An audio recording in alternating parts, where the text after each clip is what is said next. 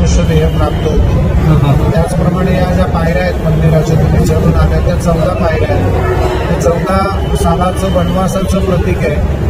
प्रभू रामचंद्र हे 14 गॅलेक्सी मानले आहेत आपल्या. त्या 14 गॅलेक्सीचे पण मालक मानले आहेत. कारण देवादिकांचं इंद्राचं जे राज्य होतं ते रावणाने आपल्या ताब्यात ठेवलं होतं, म्हणून तेही मुक्त केलं.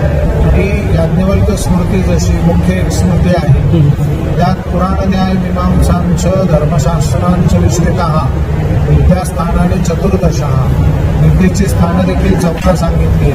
म्हणून जो कोणी या 14 विद्या प्राप्त करेल त्यालाही प्रभू रामचंद्रांचं दर्शन होईल असं या ठिकाणी उल्लेख आहे. नंतर हे 3 शिखर आहेत, सत्व रज आणि तमोगुणाचं प्रतीक आहे. समोर जो मारुतीचा सभामंडप आहे त्याला 40 स्तंभ आहेत. हनुमान चालिसा असंही त्या ठिकाणी आलंय आणि यजुर्वेदाचं पूजन या ठिकाणी